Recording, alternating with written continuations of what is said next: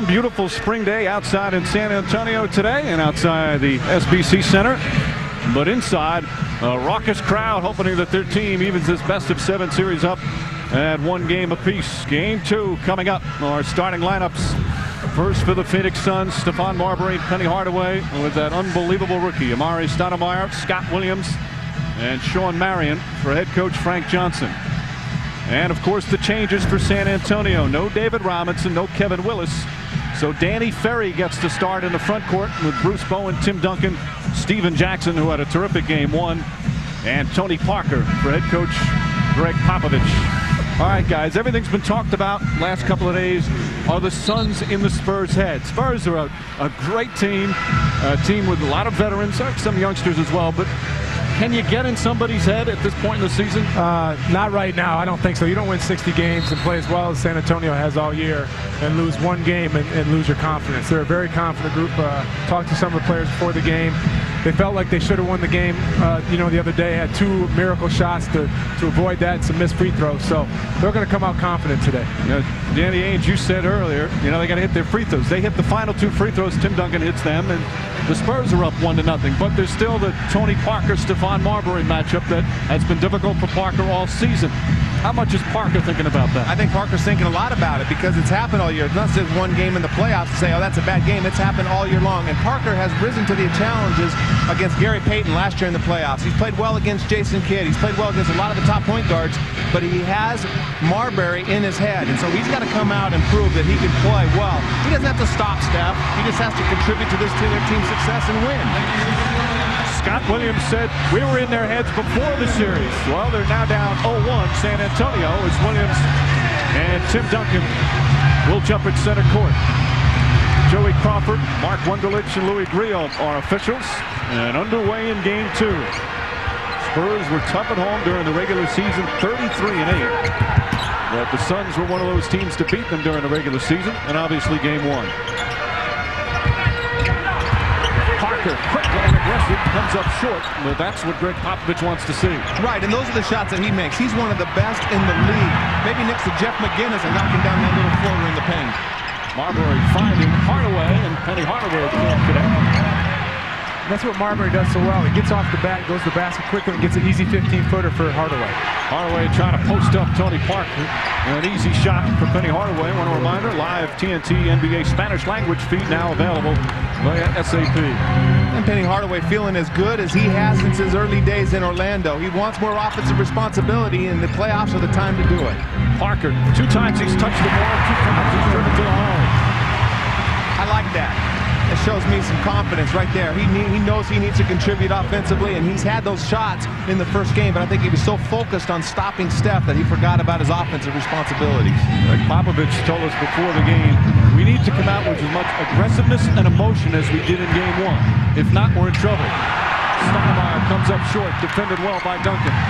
I look for Stoudemire to be aggressive here in the early going, especially with Willis being suspended and David Robinson out, trying to get the San Antonio Spurs big men into foul trouble. Hey, Dan, when have you ever known Stoudemire not to be aggressive? I know he's aggressive, but sometimes Frank forgets it over there and doesn't really call his number a few times, and he kind of gets lost in the mix. But, the first game, they went to him right away, and he had a great first quarter. And I kind of looked for him to do it the same in this game.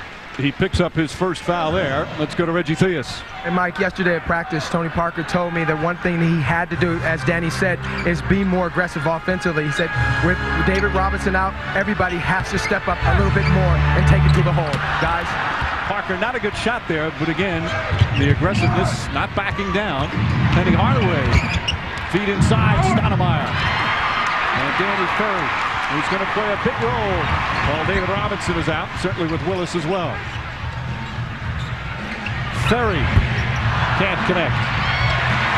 Ferry has not played a lot of minutes this year. Just a role player, last couple of months not playing a lot, but he's a veteran. Bruce Bowen, and a foul from behind by Hardaway, and it's obvious the Spurs going aggressively to the basket. Go ahead, Dan. They've been able to beat Penny off the dribble twice, but Penny's length, sometimes he can get the shot from behind. And because Stoudemire, Williams are there, and Sean Marion coming from the weak side, a great shot blocker, they're going to have trouble finishing even when they do penetrate. Well, I just like the fact that San Antonio's not settling for the outside jumper. They're coming out of the double team instead of just jacking the 3. They're all taking the basket. Tony Parker's done it a few times, and there you saw Bruce Bowen turn down maybe a 23-footer and took it to the basket and got fouled, which may not be a good thing the way he's shooting free throws. Oh, you you ever did was jack from the three. That's all you and I ever did. Not when I was Bruce's age. That was I was a little old. Hey, that line out there, that's not there for decoration. That's right. And Bowen misses the first free throw, so already we've seen a missed free throw. Bowen, who led the NBA in three-point shooting at 44%, shot 40% from the free throw line. And maybe that's the game plan, force him to the free throw line. How do you shoot 44% from three and 40% from the line?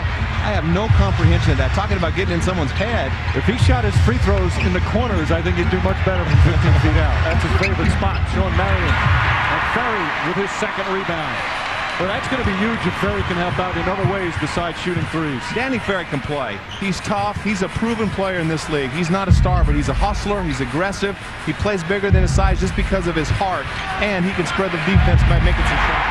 Duncan gets that low, forget it. And that's what I love. They got him the ball on the move. You know, it's playing against Shaq. It's always easier to defend those big guys when they just come down on the wing and throw it into him on the block. But when they move the ball side to side and they get the postman moving from block to block, it's tough to double team in the middle. Yeah, they had the Suns trying to rotate over, but they went back when they didn't throw it in. They came right back to the strong side and gave it to Duncan, who sealed his man beautifully. Marbury knocks it down. Now, Marbury did not shoot the ball well in game one, just 9 of 28. Obviously hit the game winner, but they did a decent job on him for much of the game defensively. Bowen from 2. So already better shooting from San Antonio and a more aggressive offense. And it's great when you can get Bruce Bowen making shots because they don't honor his offense. And, you know, Pop does not want to take him out because he's so special on defense. Marbury, back-to-back jumpers. Speaking about special. When he starts making that shot, he's unstoppable. Everybody knows how strong and quick he is, but when he can stop and hit that 15-footer, he's just unguardable. Jackson not even close, and he was wide open. Now, we were talking last night. Stephon Marbury right now, the second best point guard in the NBA behind Jason Kidd. That's where I rank him. When he gets his team winning a little bit more consistently, before he has to do that before he'll ever pass Jason Kidd. But I say Jason 1, Steph 2. I agree, and I believe in Stephon. All he really cares about is winning. He doesn't care about his stats. He wants his teams to win, and I think that shows. He's I think in the top 10 in the league in both scoring and assists, and there's not another point guard in that category. Hardaway with a nice steal. I think this is really the first year you can say that because he had problems earlier in his career. Stoudemire, ball knocked loose and picked up by Bruce Bowen because that was part of his problem earlier in his career. Well, I think one of the reasons for last year's, not a successful year because he had some injuries, and he really improved his game this summer. Had his ankle injuries, worked on, and had some surgeries, and now he's totally healthy and really worked on his game all summer. Nice tip by Steven Jackson, and the Spurs back up by 1. How about Jackson in his first playoff game ever? Jackson and Stoudemire, two guys who had never played in the NBA postseason, had the best games for their teams the other days. Marbury puts it in, and a foul. Well, Steph is just going to continue to get in Parker's head by just scoring on him. He had 4 straight baskets on him, and that was the running teardrop right there. And he just can go where he wants. He's strong. He's got that football, tuck it away, going to the goal line, and a beautiful fadeaway shot. But that's 4 in a row, and that can't help but get in Parker's head. He can, and I've really been impressed with Steph, and he's really worked on that floater all summer, and he's made that a key part of his arsenal, is going there and shooting that little floater when he gets bumped in contact. So Parker having his problems early. Parker with 1 foul. Meanwhile, Marbury 4 for 4 already, as you see. And Phoenix back up by 1. And getting back to your question, Mike, with the 2 young guys having as good a performance, it's great because Amari has a great advantage. He has Steph, who's the heart and soul of the team, and Sean Marion, and so teams are not focused on him. And same with Stevie Jackson. I mean, he's wide open out there all over the court, and so those guys are just so excited to be in the playoffs, and there's not a lot of pressure on them to perform. Hardaway with Parker on him on the switch. Stoudemire fouled on the entry pass. Malik Rose. Stoudemire, in terms of his poise for a 20-year-old, he's a freak of nature, how poised he is out there and how fearless he is in these situations. Oh, he is. I mean, both mentally and physically. He's just strong. He mentally works extremely hard in his game. He doesn't let a whole lot of things bother him. Right there, you saw him make a hard cut to the basket, got bumped, and he's just out here to play. The playoffs are going to help him because it's physical ball game, and he loves to play. Marbury low with the shoulder, and Tony Parker comes right back. Good defensive play, drawing the charge. First foul on Stephon Marbury. This is a big play right here. Take some of Steph's aggressiveness away if you can get him in foul trouble. Parker does a good job. He's got great quick feet and anticipates And Steph's so strong, too. I mean, he's really like a fullback. Malik Rose does a nice job adjusting from Scott Williams, who picks up his first. And Malik Rose will go to the line. I was talking to Amari at shoot-around this morning, and I was talking to him. I gave him the nickname Bam Bam, and then we discussed the possibility of calling him Studemeyer, which I really like, by the way. But he says, no, call me the future. The future. See, now I think there should be a rule. You need to play 5 years in the league before you're allowed to have a nickname. That's just my own personal preference. Yeah, I agree with that. He's still third wheel on this team. When he moves up to be the number 1 or 2, does that mean he's going to have to overpass the Matrix or Starberry, who have earned their nicknames? Did you ever have a nickname, Danny? Long Range. Long Range Aim. And Thunder Dan. I thought it was No Conscience Aim. Yeah. Irresponsible. Mr. Irresponsible. Parker fights over the screen.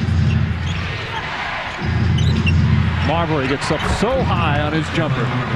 When he's making that jump shot, I mean, that just, what do you do? I mean, you can't guard him because he's so quick and explosive. Even against traps, if he wants to get to the basket, he's going to get there. He's 5 for 5. Rose has it poked away. Hardaway on the pull-up. Bowen, good boxing out, has it knocked away, but a loose ball foul is going to go against Sean Marion. And we'll have our first timeout. Just past the midway point, first quarter of game 2. Suns with a 2-point lead.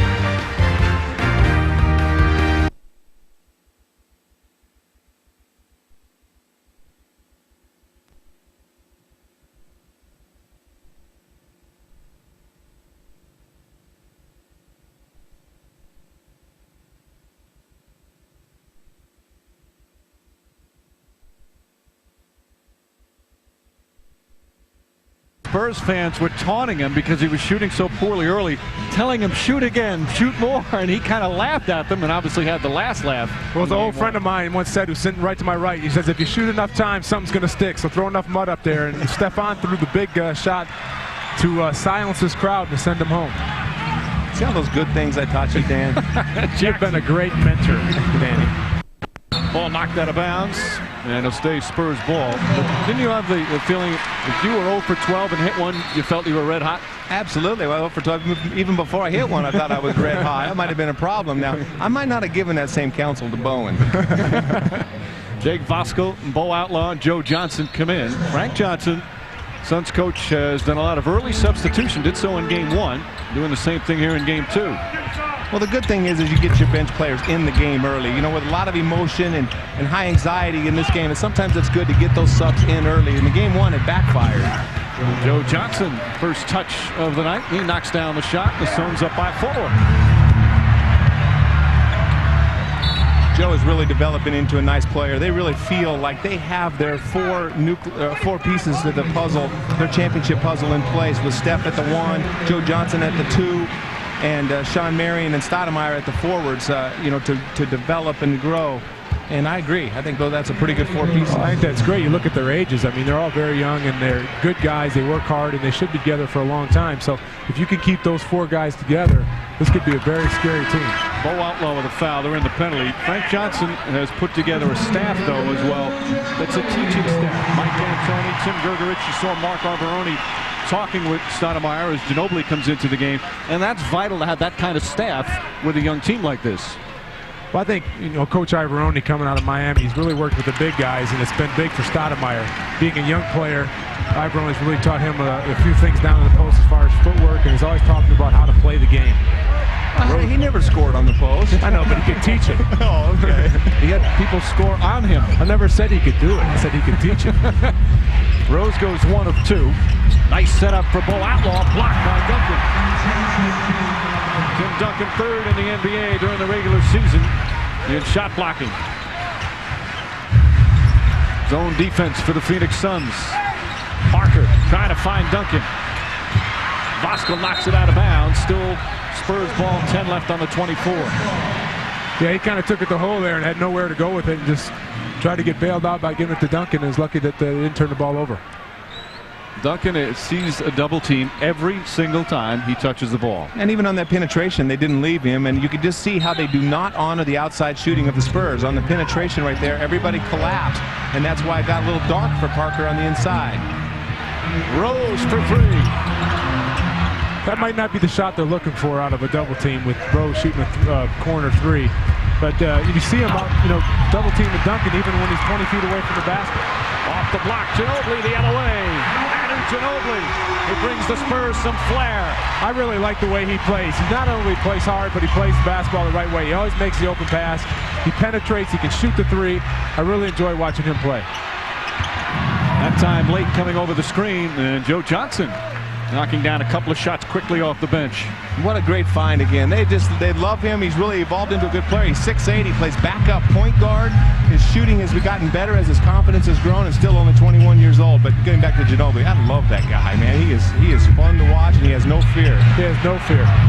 Can't hit the three. Greg Popovich, what did he say to us earlier? He's a different cat. He's a different cat. He doesn't know what he's going to do, but he loves it because whatever he does hard. Marbury, the floater, foul from behind. And Stephon Marbury will go to the free throw line to shoot two. Parker picks up his second. It's always hard when you're a basketball team playing defense. If people continue getting the seams and get to the basket, especially going middle, people are going to be open, and you're always trying to recover. And that's what the Suns have been able to do. The Spurs team, they're breaking them down defensively, get inside the paint, and not only getting to the hole, but finding open 15-footers. Log on to NBA.com or AOL keyword NBA.com for all the latest playoff scores, stats, and updates. Phoenix by 4. Marbury, his second season in Phoenix last year was not a good year. They didn't make the playoffs. He was booed at times. That was my fault. He watched Jason Kidd go to the finals with the New Jersey Nets, but he has changed a lot about his leadership, a lot about his looking for his teammates, as you see Speedy Claxton in because Parker has the 2 fouls. And Amari Stoudemire's made a big difference just with the enthusiasm. The Steph's had a great year, and plus the fact that Jason Kidd went on and lead his team to the finals, was in contention for the MVP all year long, just added pressure to Steph. And Steph worked very hard this summer, and he's come out focused. Matter of fact, he was mad early in the year. He didn't like the offense. They were running a motion offense that he wasn't getting the ball until 5 seconds on the shot clock. His shooting and scoring was way down, and he went to Frank Johnson and said, we got to change this. I need the ball more. And Steph has proven that he does need the ball more, and the Suns took off from there. Joe Johnson the foul. Rose hits another free throw. It wasn't a confrontational meeting. It was, hey, this is what we need to do. They also asked Frank Johnson to kind of settle down. That Johnson was getting a little crazy on the bench, and he's done that. He's listened to his players, and you guys both know him very well. Danny, you had him as an assistant with you, and Dan, you played for him. His strength really is his relationship with the players. He can really communicate. I think the players had to learn to listen to what he's saying and not how he's saying. Like you said, he gets very emotional over there, and he's saying the right thing, but sometimes he kind of yells and the players take it the wrong way. So I think, as they played together, they started to understand the way Frank was teaching.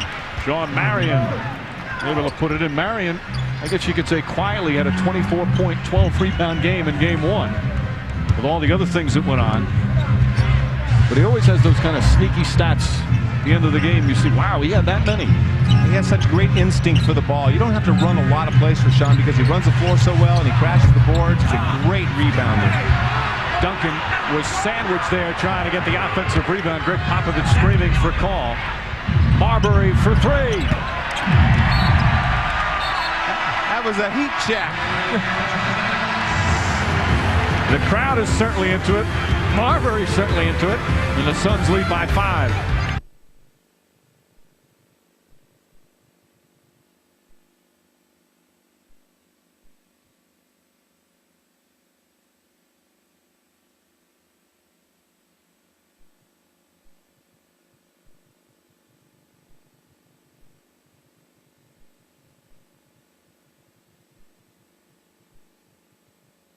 Lakers making it look pretty easy in Game 1 on the road. You got a feel for the Timberwolves. They finally get home court, and they got to face Shaquille O'Neal, Kobe Bryant, and the bunch. Well, and then there are 2 chances of him not showing up, with the birth of their child and the sad death in his family. The possibility of him not showing up for a couple of games, and it looks like he's going to be healthy. Just under 2.5 remaining in the first. Ginobili off the dribble.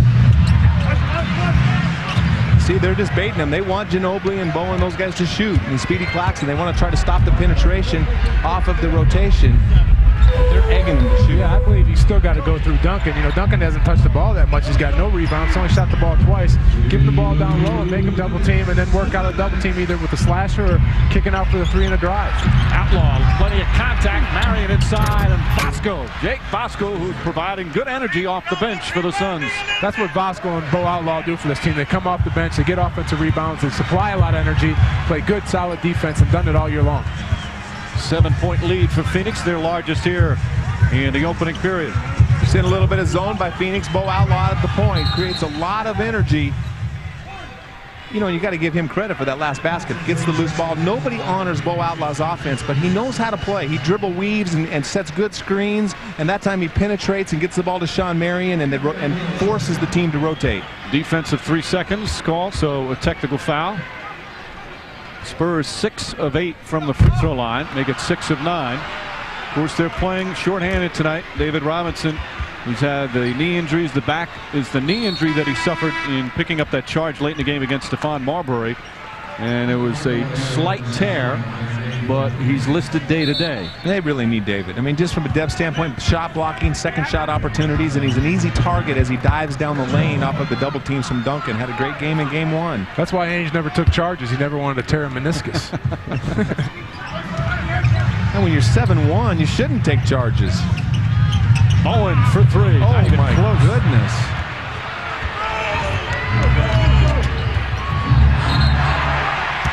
Offensive foul, Marbury. Should be a Jake Bosco on the pick. Holy cow. Bosco's really not looking. Ginobili just standing right in front of him right there. He tries to screen him on the run. I think Bosco was unsure if he was going to run to the post or if he was going to set a screen for Marbury. But great play by Ginobili drawing the foul. If Marbury's running for a touchdown, that's a good play by Bosco. They stay in the zone. Spurs 0 for 4 from 3-point range, and they've missed 7 of their last 8 overall from the field. And they shot miserable in game 1. You know what? At some point, depending on what's going on in this series, you know, you got Steve Smith, one of the pure shooters in the game, sitting on the bench. Steve Kerr, I think, is the #1 leading all-time percentage shooter from the 3-point line. And Danny Ferry, a great 3-point shooter. And at some point, you might have to make them pay. Go to a zone defense if you can't guard the Suns. But they got some great shooters on the bench. They really do. And I think Coach Popovich heard you because Danny Ferry's coming off the bench and about to check in. Well, you got to give some credit to the Sun defense. They're one of the best teams in the league in defending the 3 as Marbury comes up short. Stoudemire, big rebound and a long reach. Jackson kicked it. Tells Mark Wunderlich, good call. Shot clock at 22, so it will remain the same, and Suns will hold on. Well, the Suns do a good job of double teaming because they're so athletic. They're able to get out to the 3-point line and at least get a hand in their face. That's why I think the Spurs, when the ball comes out, is to take it to the basket, then take it to the hole, get to the free throw line, and if they do miss a shot, it usually ends up in mismatches down low and able to get an offensive rebound. Duncan will rest for 39.7 seconds, and that's probably it. Well, they got those long, athletic guys. I mean, Joe Johnson, Penny Hardaway, Stephon, you know, Bo Outlaw, and Sean Marion. Those guys, and Stoudemire, they could cover a lot of ground in a hurry off of those double teams, like we see right there. Just so active. Johnson deflects it. Ginobili, meanwhile, with a nice steal down the other end. 22.5 seconds remaining here in the first. The San Antonio Spurs shooting 28% from the field. Claxton the penetration. Can't finish. Bosco the rebound. Marbury wants to shoot, but Frank Johnson wants one shot. A lot of traffic in there as Claxton goes in there to penetrate and Tony Parker goes in there. There's just a ton of congestion because, again, they're just not honoring the spacing and the shooting of the Spurs. Claxton with his first as the Spurs had a foul to give, so Suns will inbound with 7.6 left. Casey Jacobson will come into the game for the first time. Jacobson, the rookie from Stanford, terrific shooter. Vasco sits for the final possession. Spurs zone up on the inbound. Johnson. Jackson got a hand on it, and that will end the first quarter. A confident Phoenix Suns team on the road against the best team in the NBA record-wise during the regular season. But they are showing no fear and certainly not satisfied with just winning one game of the first 2. Marbury hit his first 5 from the field. Spurs just 26% from the floor. And Phoenix leads after one.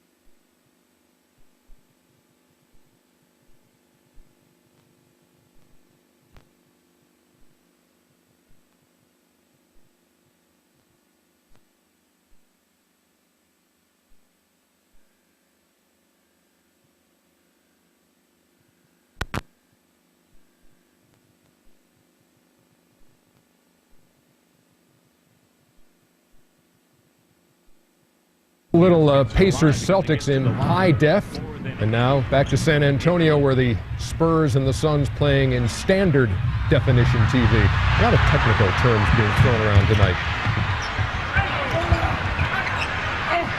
All right, underneath that group, Duncan is fouled on the rebound by Stoudemire. And this crowd in a bit of a frenzy. Suns up 7 early, big first quarter, but the Spurs have come out red hot here in the second.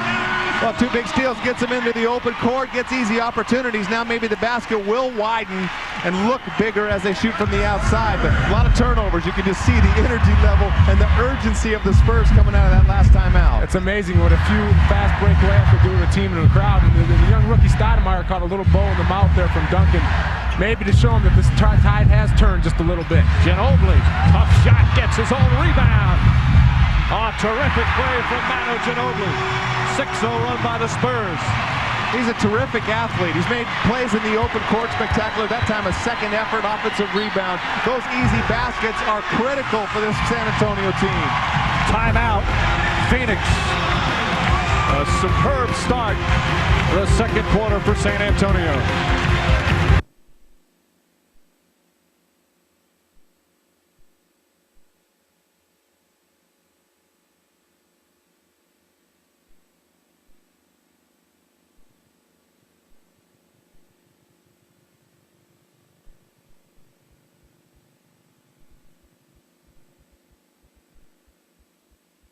Spurs have opened the second quarter with a 6-0 run, back within 1.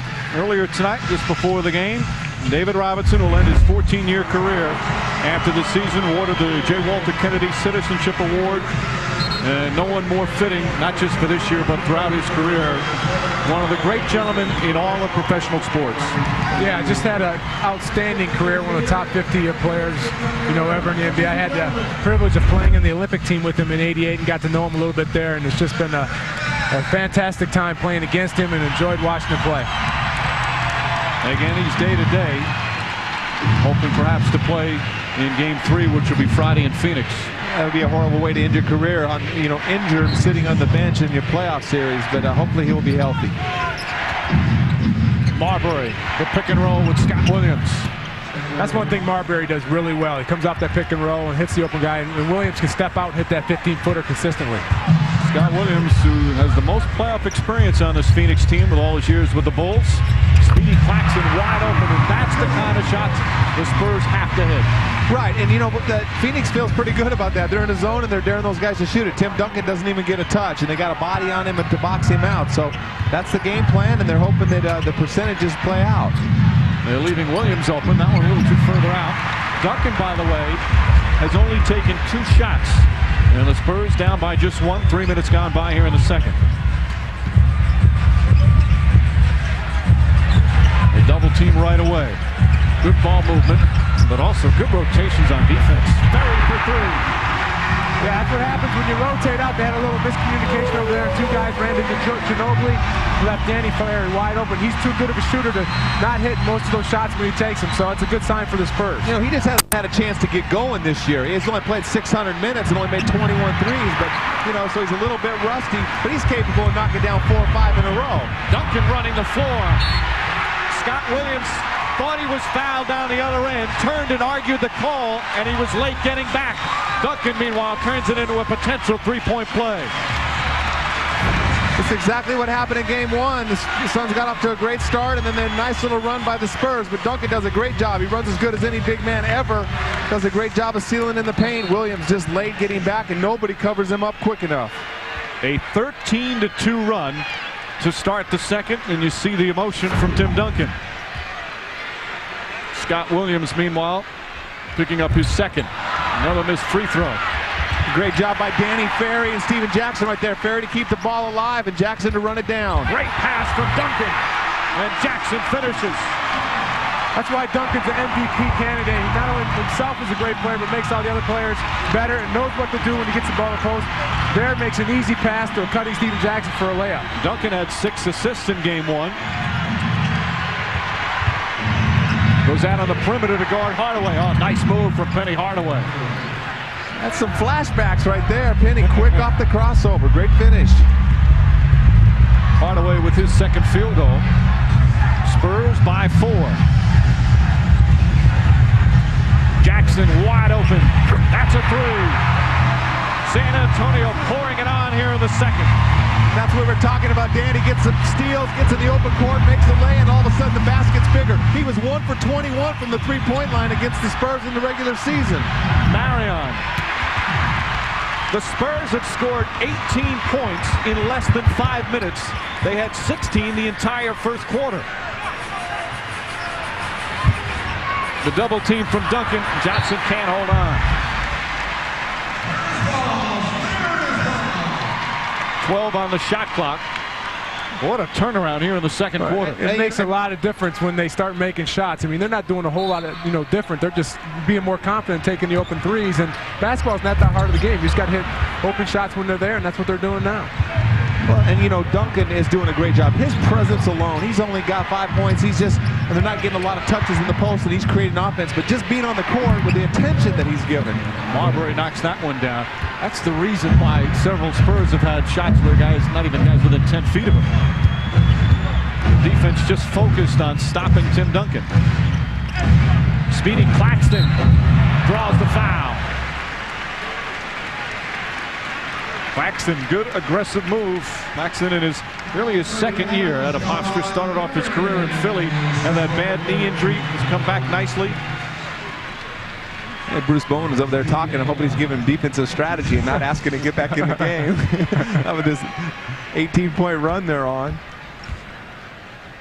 Again, Spurs struggling from the line. Claxton hits that.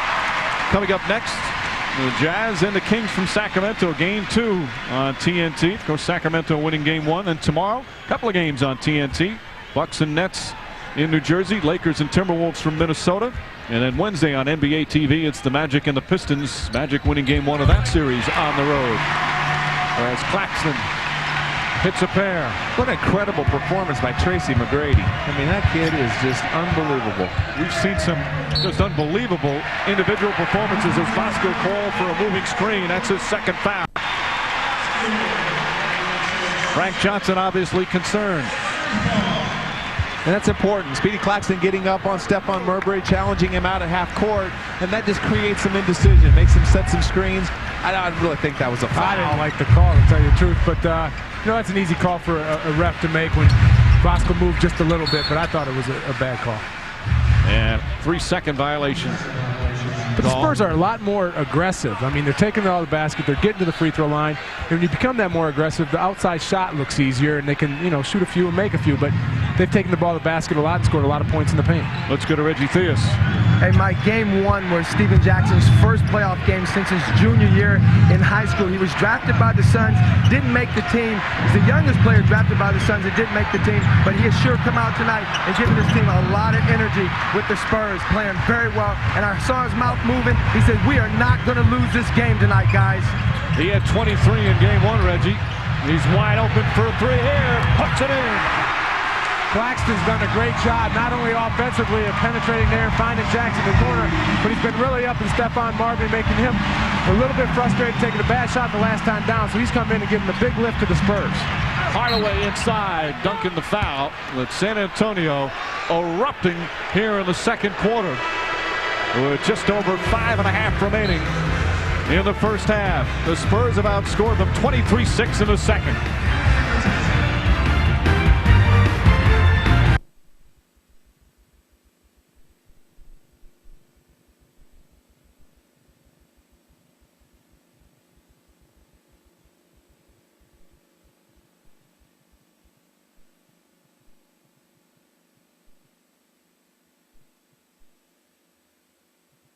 Steven Jackson, 10 of his 12 points in the second period. Danny Ainge, you were the coach of the Suns when you drafted him back the second round of '97. He had ability, but his game needed really to be disciplined a little bit back then. Yeah, Steve needed to learn how hard it was, and he was playing against men. And he also needed to develop a half-court game. He could have played in the NBA when he was 18 years old easily in an open court game because of his athleticism and his skill to pass and dribble.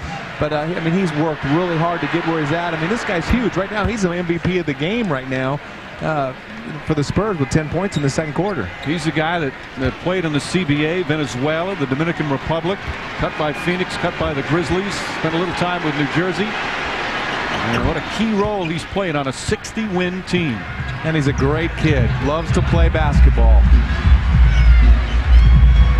Claxton getting the big minutes. Tony Parker with the 2 fouls, but Claxton's done an excellent job. A good penetration, left-handed, Speedy Claxton.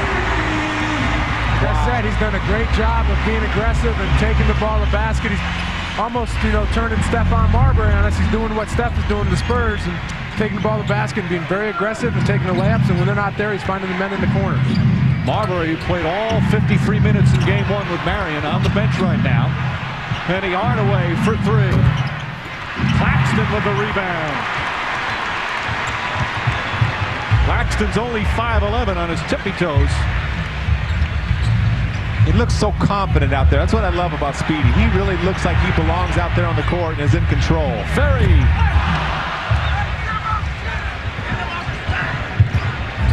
San Antonio by 10. They trail by as many as 7 earlier. Bosco, good cut to the basket. Good pass by Hardaway there. He waited for the opening, and Bosco dodged the basket and hit with a nice pass for an easy layup. This is the pace the Spurs like right here. I mean, this game is looking like it's a 90 or less point game the way it's been going, and I think the Spurs win this game if it's not in the hundreds. Ferry with another rebound, but lost the handle. Last touch by Marion. That whole place set up by Claxton.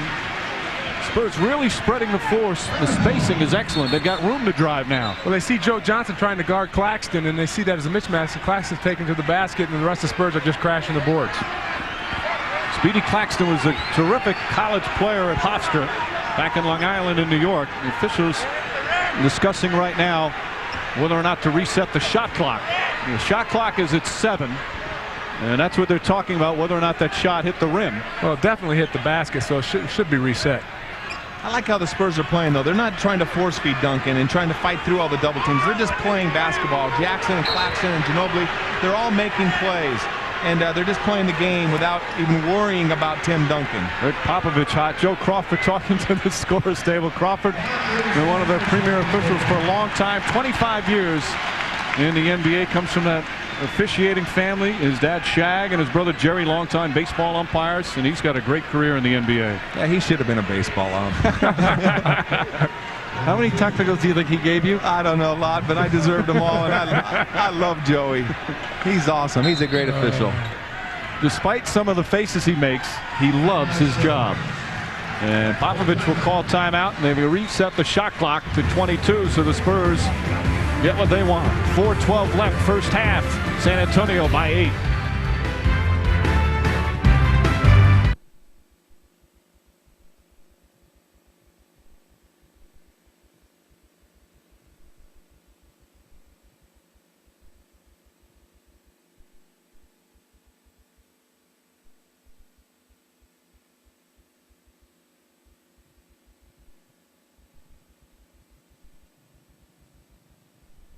Popovich said, basically, we're going to stay the same. Obviously made some lineup changes with no Robinson and no Kevin Willis. Willis, if you didn't hear, suspended the 1 game for throwing that elbow into the throat of Scott Williams. Received the flagrant 2 foul, but he'll be back for game 3. Nice catch, but it was too far underneath the hoop. Great execution. What a great design play by Popovich coming out of the timeout. Duncan just couldn't finish the lane. Perfect pass by Danny Ferry. I love to see coaching like that. Yeah, that was a great execution. They obviously diagrammed it out of the timeout. And Steven Jackson with a great steal there. Jackson with a huge second quarter. Action Jackson.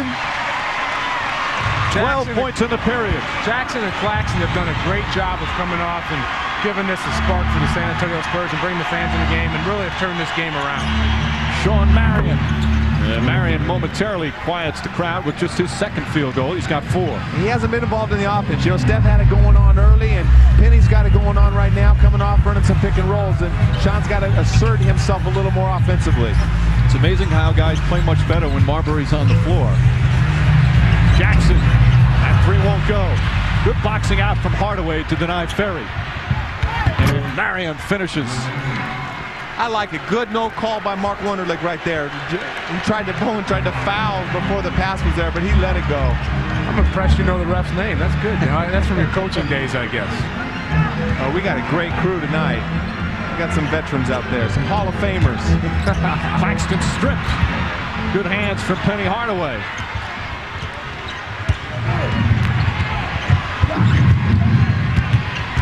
Jacobson getting some minutes here in his first playoff series. What about Thunder Dan? This is his first playoff game.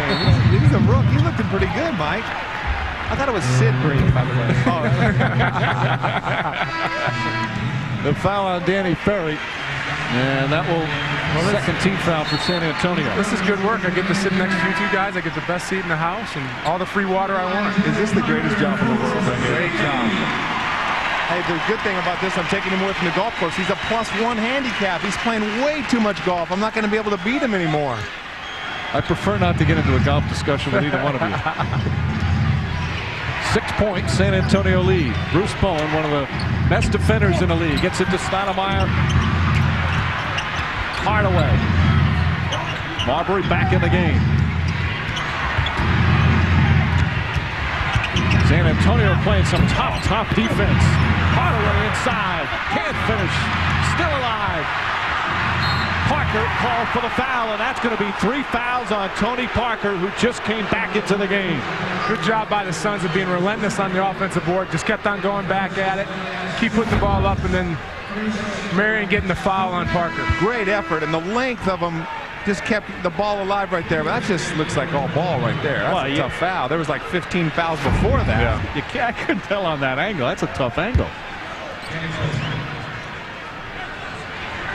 Stoudemire's been quiet offensively. Can't get anything going. Or Stoudemire, I should say. Let's drop the O. Is that what we're calling now? Stoudemire. He's 0 for 5. Marion can't hit the 3. Duncan with another rebound. That's his 5th. How about Danny Ferry with 7 rebounds? Claxton for 2. The best thing that's happened to the Spurs right now, I'm not trying to pick on Tony Parker, but that 3rd foul, the Speedy Claxton's been one of the best players on the court. He's done a good job not only offensively, but he's been up in the Stephon Marbury, making it hard for him to do anything on the offensive end. The backup point guard for the Spurs with a huge lift off the bench. Commits the foul that time. Now San Antonio in the penalty. Claxton picking up his 2nd. That time they got the switch, and Claxton was on Penny, and Penny just took him down in the box and made the little spin move and got the foul. So Hardaway to the line for 2. A guy who has made an adjustment. He went from being a real big-time star. He was a big-time star, and that word is used far too often in the league, but he was. And now he's become a role player, and his acceptance of that has been a big part of Phoenix's successes. He hits the first. Want to remind you, coming up the Verizon at the half, Ernie will be joined by Charles Barkley, Kenny Smith, and Magic Johnson. We'll have an update on the Indiana-Boston game. Game 2 of that series, plus preview the 2nd game of our doubleheader between the Jazz and the Kings from Sacramento. And sometimes I think of Penny as being an older player, but he's only 31 years old. He's got a lot of basketball. If he can stay healthy, he's still got a good career ahead of him. Duncan, nice feed. Rose gets his own miss. Bosco pushed him. That's a good call. Bosco's upset, but he absolutely pushed him down. Oh, I don't know. He pushed him down with his stomach. He did that little step toward him. See, good play right there by Duncan. He wasn't quite ready for it. Malik's got the ball. He's a little off balance. He's riding him out. I don't know, good act. It's hard to it's hard to push a guy who weighs 270 down like that with your stomach. That's their 4th team foul. Coming up, a minute remaining here in the first half. I used to do what, by the way? He used to act like that all the time. Duncan, meanwhile, used to doing those things. Tim Duncan, just 6 points, but he's had a big impact. Marbury for 3. Steph cooled off a little bit. You can just tell that shot wasn't the same delivery, same release point. Technical foul is going to be called on Jake Bosco. He overreacted to that last out-of-bounds call. And Bosco picks up the technical, letting his emotions get the best of him. Oh, Jake's a very emotional player, and Dan was saying, Bo Outlaw on him. They get this team fired up, and they've won so many games just on his heart and effort. And sometimes that heart and effort goes a little overboard. Yeah, and I don't like the shot that Marbury took right there. He shouldn't settle for that three. He's been proven that he can take the basket anytime he wants, and this is not the point of the game where he wants to pull up and shoot a three. He's got to be more aggressive and continue to take the ball to the basket. 8 of 13 from the line is San Antonio. Bosco sits, and I tend to get on the soapbox a little bit and talk about this type thing, but if you talk about technical fouls and a difference between 1 point, it can mean the difference between a win or a loss in a playoff series. It's so huge. You've got to control your emotions. I don't think technical fouls are all that big. Sometimes they can get you going, and it's just how you respond to them. I mean, at critical times of the game, they're killers. The first and second quarter, I don't know how you feel, Dan. I don't think they're that big a deal. Well, I agree with you. I think if it riles up your team or if it gets you going a little bit, I think it's worth, losing a point or whatever. But it just depends on how the player reacts to the situation. And one, Hardaway puts it in. Claxton picks up his third foul. So both point guards for the Spurs have 3. Not to belabor the point, but what if you lose the game by 1? Well, I mean, there's baskets all the course of the game. I mean, I'm just saying how you respond to a certain play. But Penny Hardaway, he's looking fresh and young. I mean, I love the way his body's moving tonight. And I talked to Hardaway, and I agree with you. He does feel a lot better than he has. He feels like he'd do a lot more on his team, but he's accepted his role as maybe being the 3rd or 4th scorer on his team. And I commend him for that, to accept a role where he thought maybe he could do more. Overcame a lot of knee injuries. That left knee's been operated on 4 different times. As there's about a half-second difference between the shot and game clock. Claxton. 3 from Bowen. And that will end the first half. San Antonio, with some big help from a number of players, outscore the Phoenix Suns 31-18 in the second quarter. Let's go to Reggie Theus. All right, thanks a lot. Jackson, you and Speedy Claxton came in and gave this team great energy. You had 12 points in the second quarter. Well, I think we started to knock down shots. At the beginning, they was trapping Tim. We was kind of tentative on taking those shots. But now we're shooting with confidence and they're starting to fall. Now, I was doing a little lip reading out there. I saw you say we are not going to lose this game. What about the attitude of the Spurs? Well, it's a must-win, man. We can't go to Phoenix down 2 games. We have to win this game and go up there with a 1-1 tie. All right, good luck. Thanks. Mike? All right, Reggie Jackson with the huge second quarter. At halftime here of game 2, Spurs trying to even the series. They lead by 6. Right now, let's go to Ernie Johnson in Atlanta.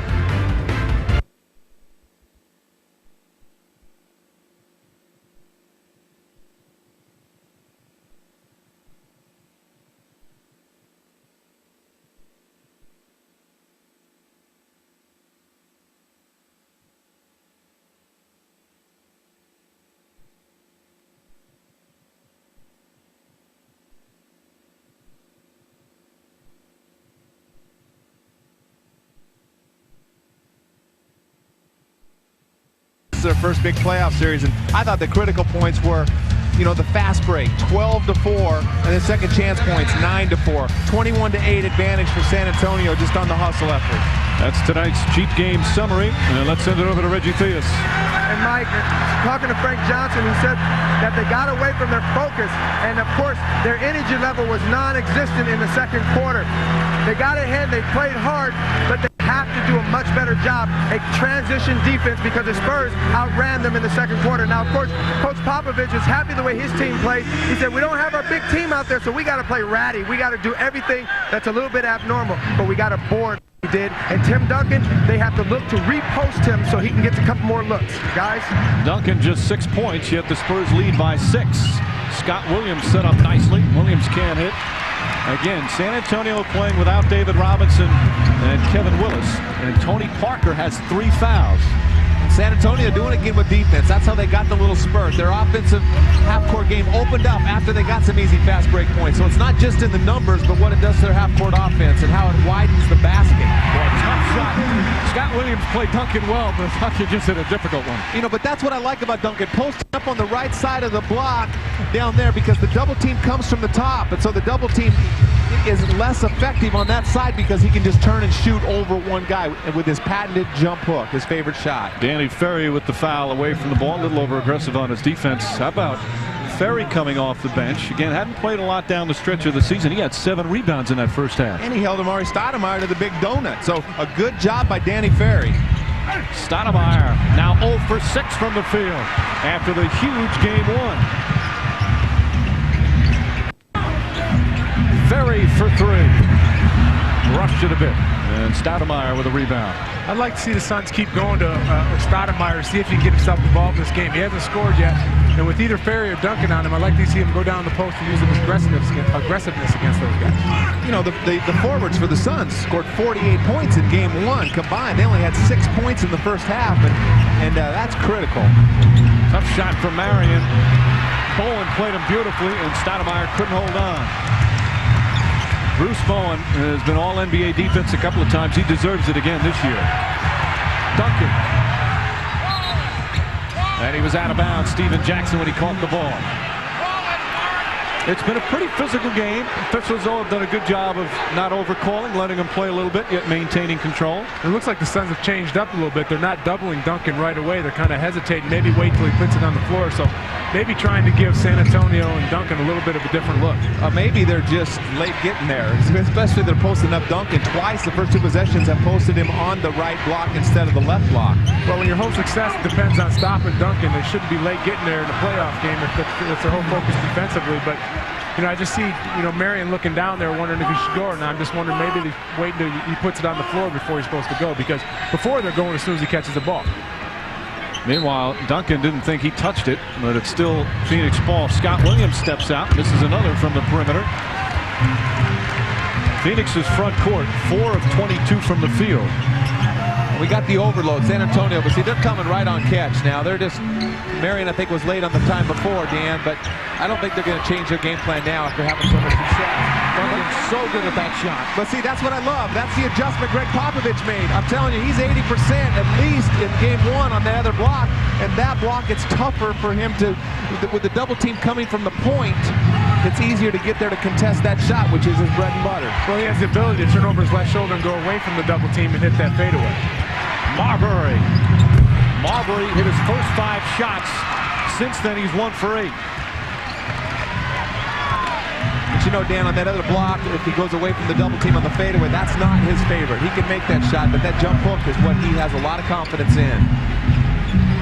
Ferry off the dribble. Ferry's shooting rhythm is just not there right now. Well, he hasn't played a lot of minutes, and this is big. I mean, if he can come out and just stay in and do all the other things, the defense and the rebound that he did in the first half, you know, his shot will fall. Hardaway for 3. Penny Hardaway quietly having a very strong game. He's got 13 points, 6 boards, and 3 steals. He's having a great game, and thank goodness, because the forwards are lost out there offensively. We're getting no production out of Stoudemire or Sean Marion. Jackson for 3. Again, contested by Stoudemire. Makes such a big difference when you run out and put a hand up. Good job by the rookie to get all the way from the paint all the way to the corner to contest that shot by Steven Jackson, and also a good job by Scott Williams of blocking out Tim Duncan to get that rebound. Williams not hesitant shooting from outside. Finally gets one to go down. That's his game. Plus, he knows that he might as well get him up now because he might not be out there much longer if he's not making that shot. Lead has been cut to 5. We've played 4 minutes here in the third. Suns remain in that zone.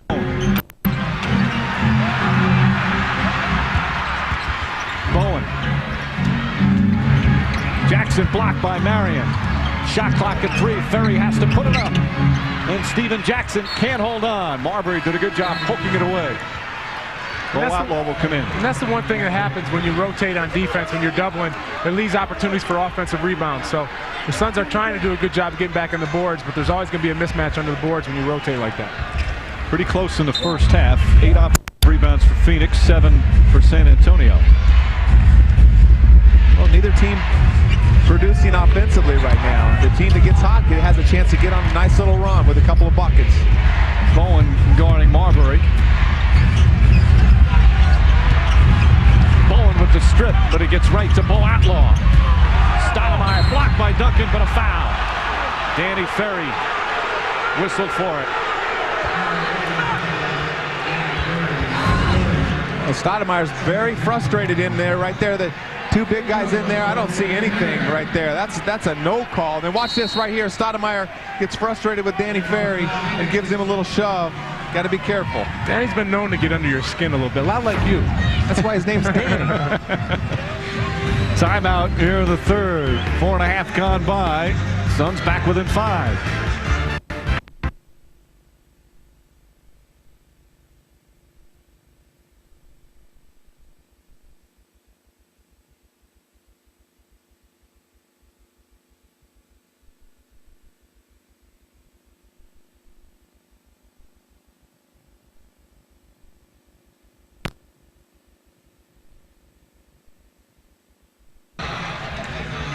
Phoenix hang in there, back within 5, despite some problems from their starting front court. Amari Stoudemire and Sean Marion were just superb in Game 1. In Game 2, they both struggled. Stoudemire still hasn't scored and combined 3 of 17 from the field. If he doesn't start playing a little bit better, we'll be calling him the past instead of the future. You're brutal. What have you done for me lately? Hey, he's 20 years old. Like you say, he's got to work for that name, the future. The future insinuates like he's the next, Michael Jordan. He's not there yet. He has had just a fabulous rookie season. Rookie of the year, in my opinion. People talk about how did he dip so far in the draft. That's what I wonder. He hurt his shoulder in one of his early workouts, and a lot of teams he didn't work out for. Hey, they saw him play. That's ridiculous. If you're an owner of a team right now, you got to question that. You see a kid like that with that kind of power, athleticism, work ethic, and you pass him up in the draft. Marbury misses. You at least have to explore. You just have to have the interview and watch him work out in person. And he had some problems in high school and so forth, and some family issues. There were some red flags. Bowen, nice feed into Duncan. Tough catch in traffic. Duncan can't hit. Jackson got hit in the face hard by Marbury. Inadvertent, but Jackson really hurt.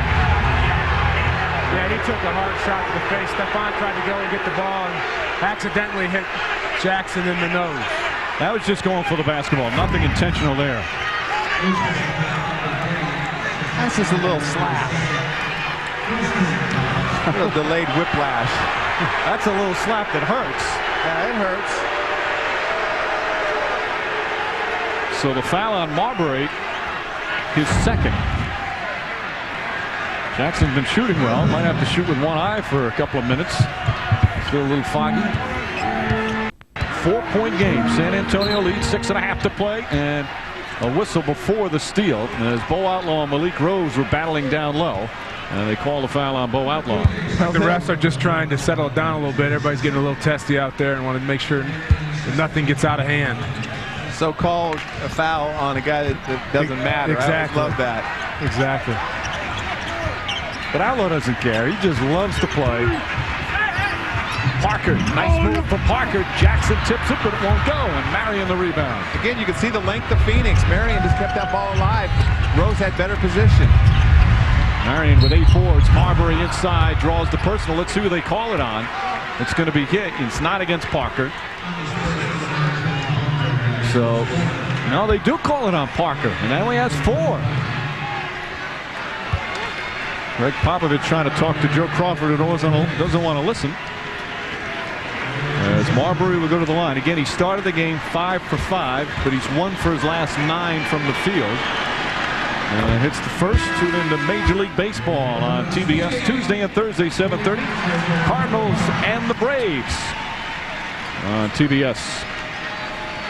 Coming up this week, as we approach the midway point, third quarter in San Antonio. Spurs trying to even the series at 1 apiece, but Phoenix now on an 8-0 run. Parker with 4 fouls on the bench. Phoenix's defense has been excellent. No good looks for San Antonio. After leading by 10, it's back to a 2-point game. Another whistle away from the ball.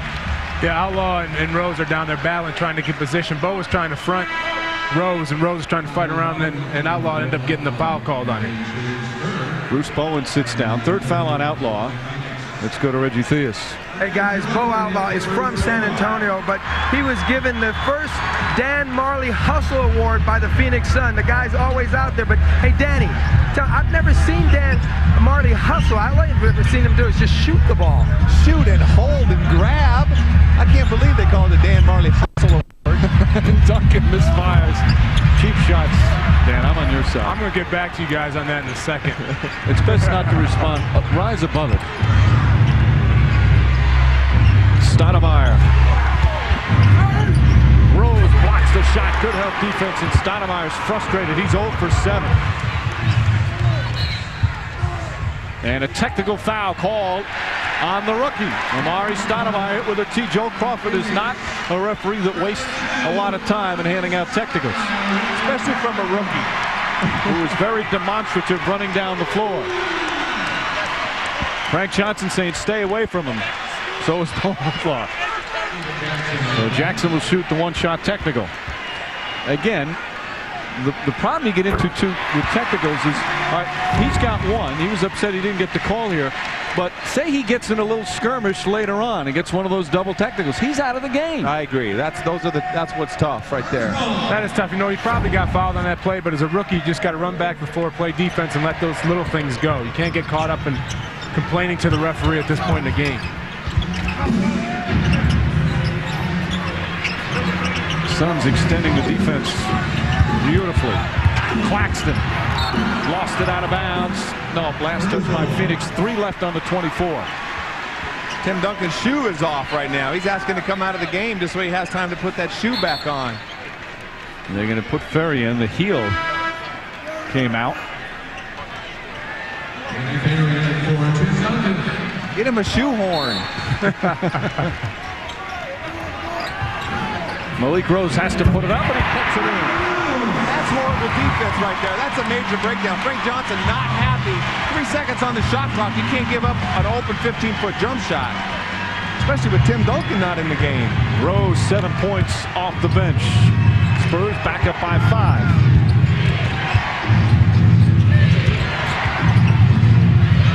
Ginobili on Hardaway. Well, Ginobili, very good defender. Nice feed from Hardaway. Pretty pass to Marbury. That was just a great look by Hardaway. It looked like he was going to go up and take the jump shot. Hardaway cut. Marbury took the backdoor cut. Hardaway found him in mid-stride, and it was a perfect pass. And a great cut. Moving without the ball. That was huge by Steph. Ginobili getting fancy. Jackson for 3. And again, Bo Outlaw extending, coming out. Although Marbury stepped out of bounds. I just can't emphasize that enough. What that means, having a guy flying at you when you're taking a 3. That's why he gets the Dan Marley Hustle Award, because he contests those 3s, baby. Duncan comes back in. Reggie remembers. I used to guard Reggie. Used to lock him up. I held him to 40. I just sense held him is the key. Held him. Jackson inside again on the inbound. Poor defense by the Suns.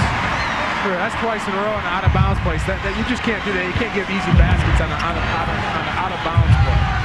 I held Reggie to 46 one game. Outlaw. Wild shot, and he draws the foul. Tim Duncan will pick up the personal, his second.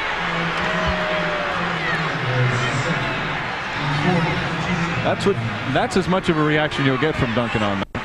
Well, Bo is wild. I mean, him and Stoudemire both, they go out there and they just play with so much energy and passion. And they go to the basket and they start flailing their arms and legs around. I don't think Tim thought that he did anything. He didn't initiate any contact.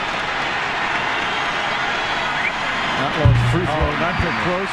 Log on to NBA.com or AOL keyword NBA.com for all the latest playoff scores and updates. Outlaw, 51% career from the free throw line. He's pretty much consistently been awful from there. He's such a terrific player to have on your team, a hustle player, defense, energy, but he can't shoot. Well, trying to tell the children to close their eyes watching at home him shoot free throws. You don't want anybody emulating that stroke. This is a pair. 5-point San Antonio lead. Under 4 to play here in the third. Speedy Claxton, nice feed to Duncan, and Duncan is fouled. Sean Marion. I love that play right there. I mean, that is huge. Speedy Claxton is now creating offense for Tim Duncan. Tim Duncan has had to create offense for this entire team throughout the whole year, and that's why he's an MVP candidate. But now Claxton just comes off, and look at how wide open Duncan is. The ball's deflected, gets to the free throw line, and boy, that's a pleasant surprise for Tim.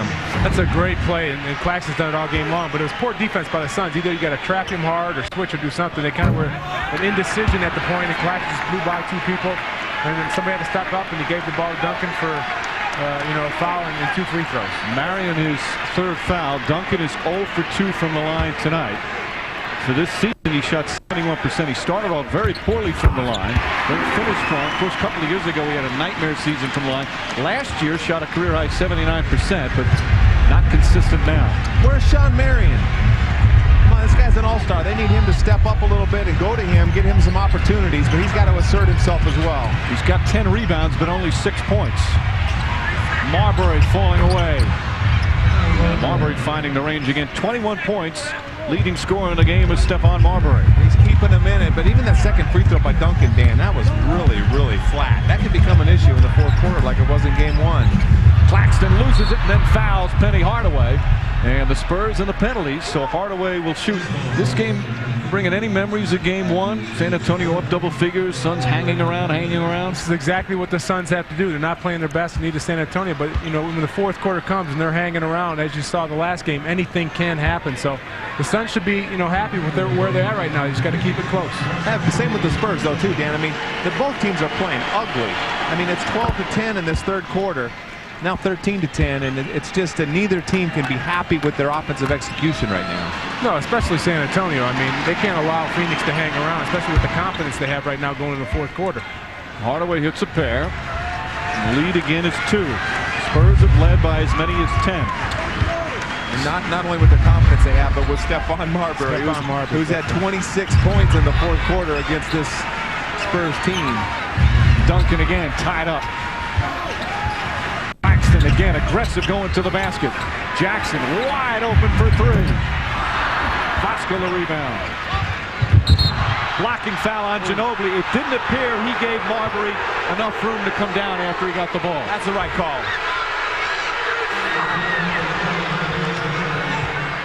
Good hustle to try to stop the break, but Steph doesn't even have a chance to see him right there. Yeah, that was the correct call. And a good job by the Spurs there to work the ball around, and Claxton penetrating again and find a wide open jumper. You've got to give the man time to come down after he catches it. Didn't appear he had time.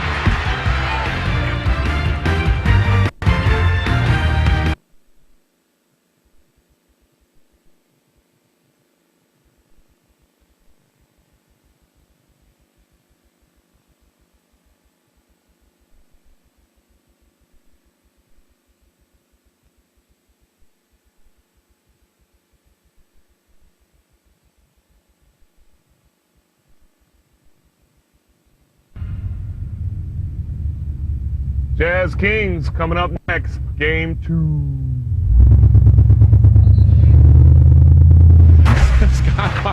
I like what Tommy said. When I was young and didn't have any money, people thought I was crazy. Now that I have money, I'm eccentric. He's different. He look like ZZ Top car right there he's driving. That should be a good one tonight at Arco Arena. Jazz hung tough, but the Kings winning game 1. Well, the Kings have so much talent, but you got to love Jerry Sloan, John Stockton, Karl Malone. Those guys are just all warriors, and it's been a pleasure watching them play. They play the game right. I love Matt Harpring. Matt Harpring's had a great year. What about Kirilenko, Inspector Gadget? Yeah. That guy's been sweet. Marbury misses the free throw. Parker on the bench with 4 fouls. Everybody's career seems to get better when they go play with Stockton and Malone. Numbers always go up. I wonder why that is. Marbury now with 22. You might average like 28 a game in Utah. Who you talking to me? Yeah. You're not talking to me. And they wouldn't have given you the hustle war because you had Stockton. That's right.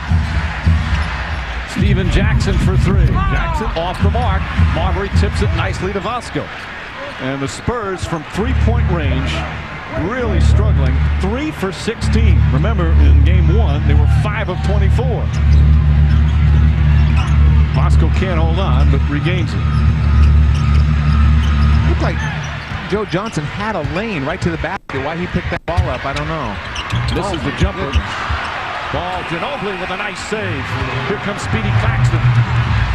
Good transition defense by the Suns. They got to find some outside hoops, though. Jackson, nice pass from Ginobili. And we talked about, when they get easy baskets, Steve Jackson's last 3 shots have been 3-pointers. There's an easy opportunity going to the basket, weak defense by the Suns, and those kind of the shots are the ones that make those long-range ones start falling. Yeah, that was just a classic, going to sleep. They're looking for the ball going to Tim Duncan, and Steven Jackson just dipped in behind the defense for an easy layup. Good play from Sean Marion to keep that one alive. Marbury. How do you stop when he makes that little shake? That guy is so clutch. It's ridiculous. He's such a good player and has carried this team. He makes what this team is. Obviously with Marion and Stoudemire and those guys, but Marbury just had an excellent, excellent year. Claxton blocked by Joe Johnson.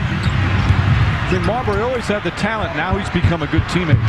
He really has. I really enjoyed playing with him last year. He's one of my favorite point guards I've ever played with. And he's called for a reach-in foul. Not a smart play there from Marbury as he picks up his 3rd foul.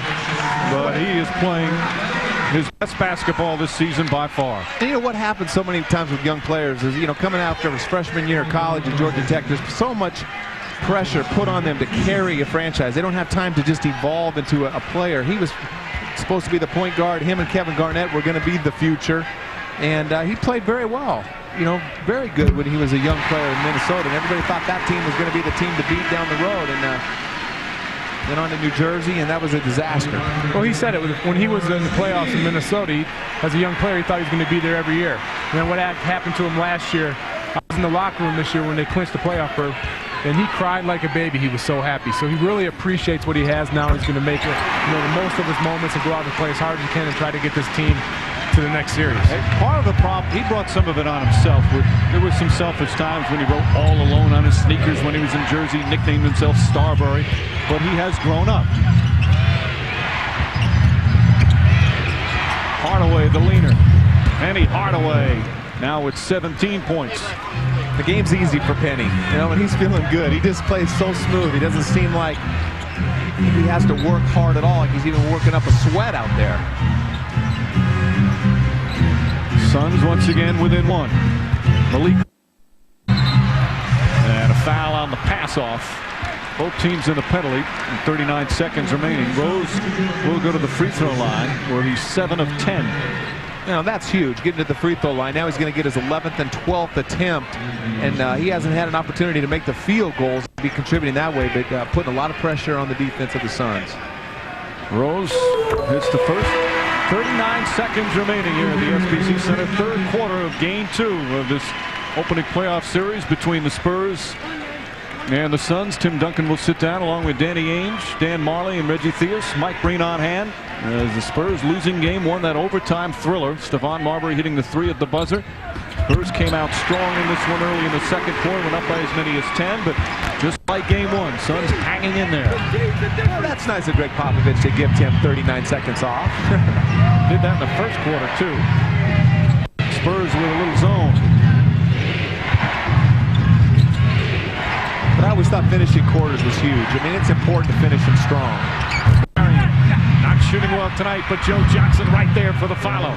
See, just no contestant right there. Joe Johnson didn't even have to worry about it. Tim Duncan was in the game. He dribbles that ball out, and they play for 1. Final shot, 3rd quarter. 24-second clock is off. Parker. Jackson for 3. Won't go. Steven Jackson off the mark. And the 3-point shooting continues to be a problem for San Antonio. Just 3 for 17. And 3 quarters complete. Spurs led by as many as 10 here in the 3rd. But as we head to the 4th, the lead just 1.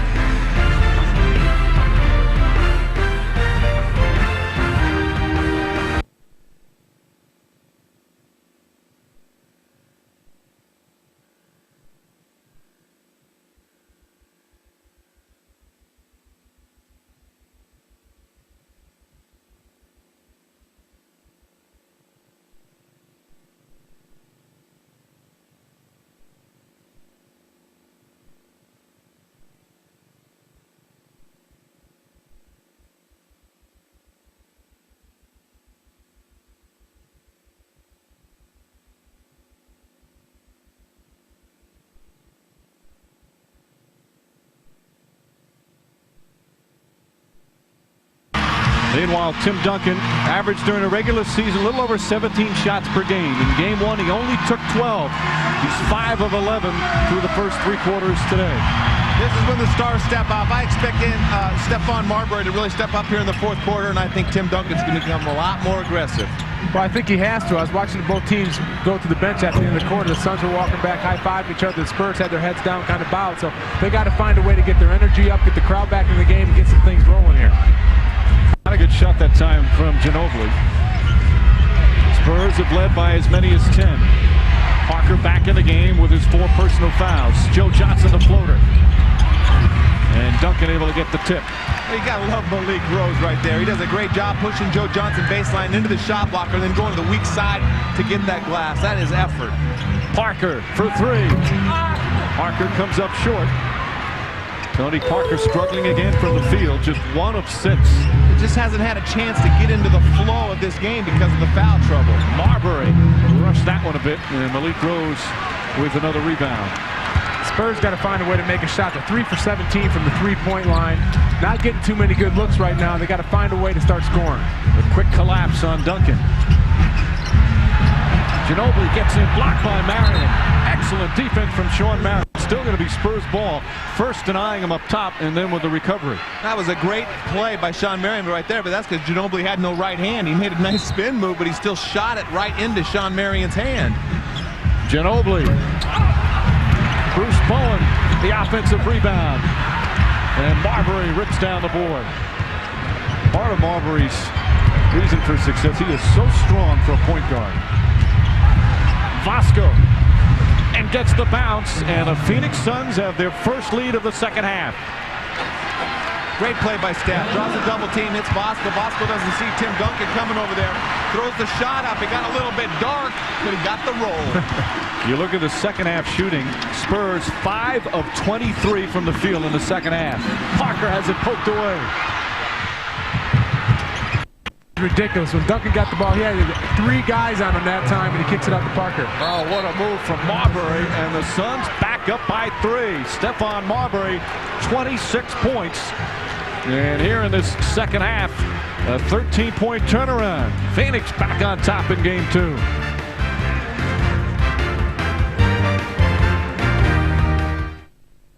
Doesn't Miller Lite taste great? Blessed filling! Wait. What about this? Doesn't Miller Lite taste great? Great taste! Great taste! Blessed filling! Great taste! Best filling! Best filling! What do you think about that? That's art. Tell it over a great tasting, less filling Miller Lite. It's Miller time. I've got an idea.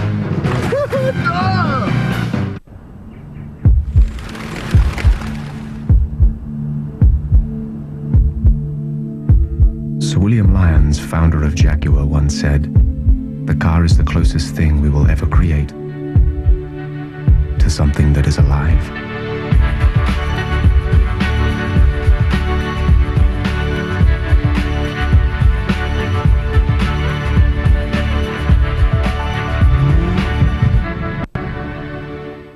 The cop who won't stop is back. You're the great Sam Gerard. Yes, I am. And you always have to win. Yes, I do. Tommy Lee Jones, Wesley Snipes, U.S. Marshal.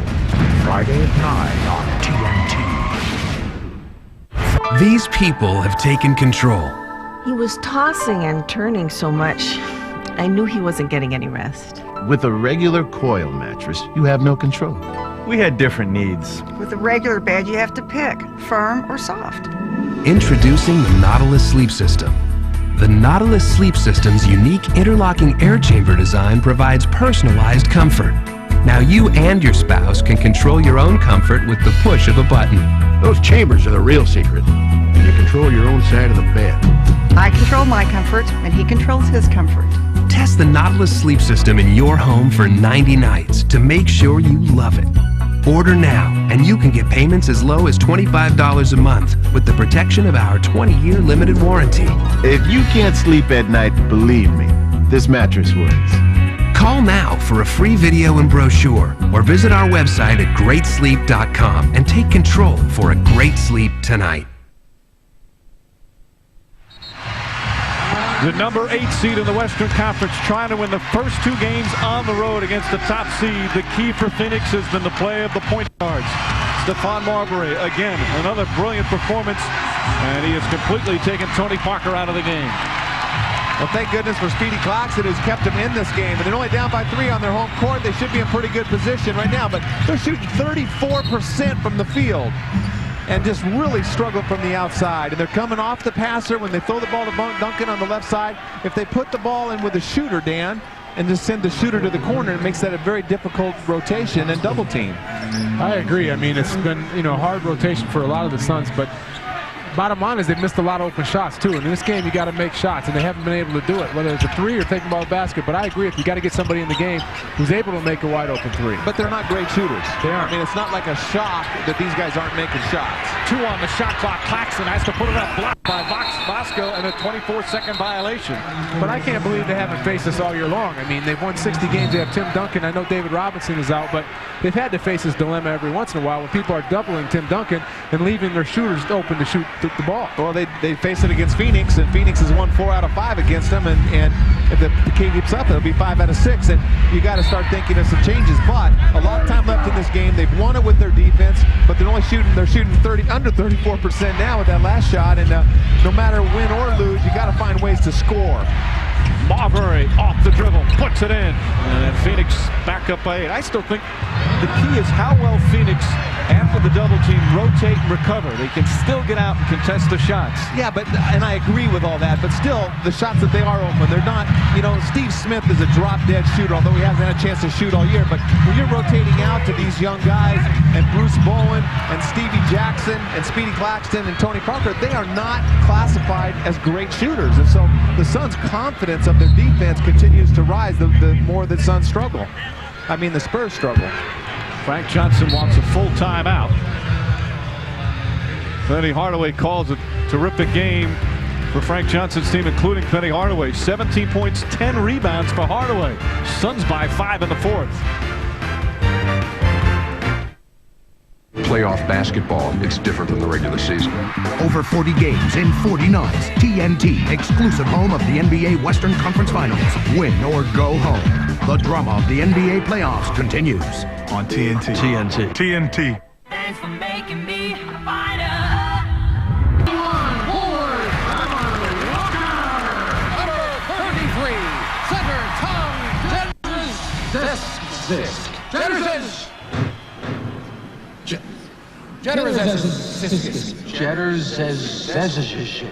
Hey, you stink! Want to get away? Now you can. Fly Southwest Airlines with fun fares as low as $49 each way. You are now free to move about the country.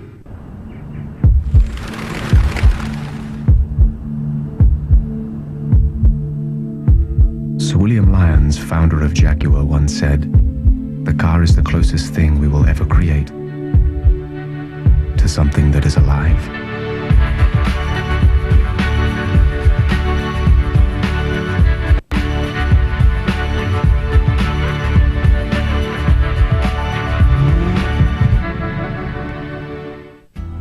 Well, I had a really nice time tonight. Me too.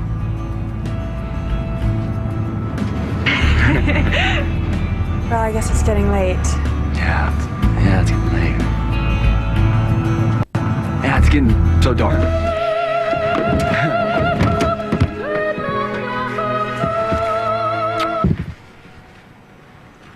See ya. Call me? Time for tonight's Budweiser Around the League. As we continue the first week of the NBA postseason, some great individual performances. Iverson with 55, Nowitzki 46, McGrady 43, Pierce with all the free throws with 40. Both #1 seeds lose game 1. First time that's happened since they expanded the playoffs back in '84. And no home court advantage for a lot of teams early on. That home court advantage is a lot made of that upsets in the first and second games. I've always thought the home court advantage came in game 7. Right. And the home court advantage allows you that one game, that one blemish. So it's still an advantage. Phoenix with a 6-0 run. to start this fourth quarter. Offensive foul. Danny Ferry, who's played some good, solid defense tonight. Playing in the absence of Kevin Willis. Yeah, Penny's eyes lit up when he saw Danny on him, and he was going to take him to the basket. He's had great success. Let's go to Reggie Theus. Hey, Mike, at the half, you remember Popovich told me that he wanted to try to repost Tim Duncan in there when the double team comes. Tim is touching the ball, getting it out, and it's never coming back to him. He got 11 shots on 11 points tonight. Last game, only 12 shots. Danny, I think they got to get it to him more often. And I love that because they got it to him in the middle where they could catch it without the double team. Quit going to the left block where they just come right off the passer and he has no chance, and they're forcing the other guys.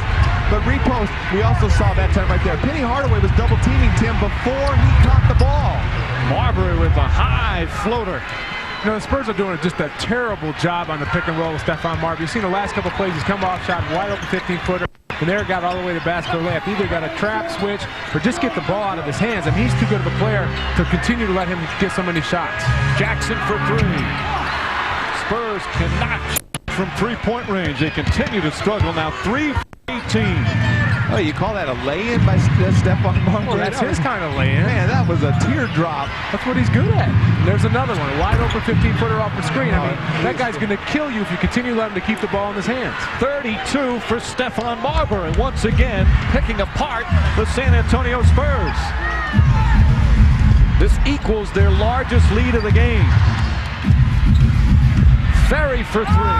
Finally, the Spurs knock down a three and a whistle after. It's going to be called on Jake Bosco as he got into a little skirmish with Tim Duncan. Oh, that was huge. That was huge. The veteran Danny Ferry hasn't been hitting him real well, been playing a great floor game, but knocks down a big, big shot. Watch these two. There's a shot going up, battling for position.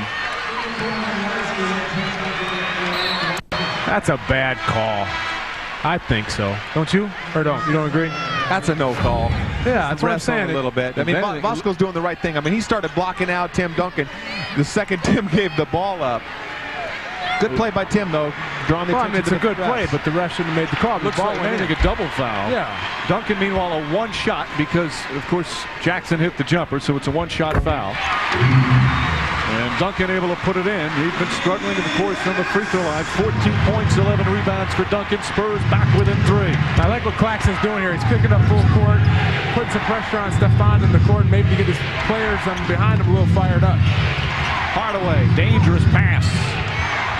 Joe Johnson, the floater. And Speedy Claxton continues to make big plays.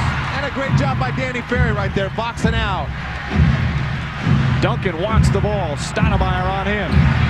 Duncan backs it in. Suns were late on the double team. He turned, saw it, took his time, and threw it off the glass. And that's the third basket, Dan, here in the second half, where he's made the basket from that block because of the double team is less effective on his right hand. Marbury finding Johnson. Marion, tough shot contested by Jackson. And Ginobili comes away with it. Here come the Spurs. Holy cow. Out of bounds. Jackson couldn't control. Chaotic. Ginobili a little out of control there. Tried to avoid the charge and throw it out to Steven Jackson. Made a bad pass. Well, he should have thrown it up to Steve Jackson when he was back here on this end of the court. He should have just thrown it. Stevie Jackson had a one-on-one opportunity in the open court. He's a different kind of cat, as Pop said. We're approaching the midway point of the fourth quarter. Well, this is the matchup Frank Johnson likes. I still like the ball in Stephon Marbury's hands right now, even though Penny has an advantage on Danny Ferry. Hardaway lost it. Ginobili for 3. This place ready to erupt if that one went in. Marbury has been brilliant. His three-pointer won't go, and Ferry with the rebound. Danny Ferry with 8 boards, starting in place of Kevin Willis and David Robinson, both sitting out tonight for the Spurs. That's where Marbury kind of gets ahead of himself a little bit. He's got to settle down, get to a pick and roll. They haven't been able to stop that all night. You can settle for that shot anytime. Duncan looking for a shot. Beautifully backs it in. 8-0 run by San Antonio. They regain the lead. That's a trap by Stephon Marbury. He's 6 feet tall. He's not near as effective as when they come with 2 big guys down on him like Penny Hardaway or Sean Marion. A standing ovation for the top seed in the West.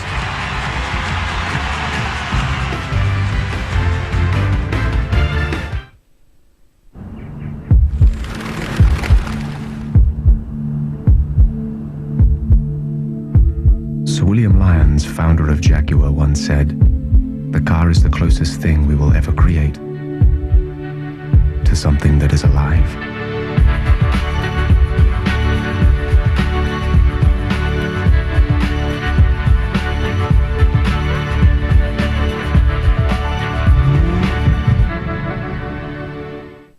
During business hours, he served you with a smile. I watched him grow since he was this big. I almost feel like Uncle Si. Side the photo guy. You're a very lucky man, Mr. Yorkin. But after hours, he has you. What you got there, family photos? All to himself. Pretend! This is all pretend! Academy Award winner Robin Williams. Come on! 1 hour photo. Order it now on Blockbuster Pay-Per-View Movies.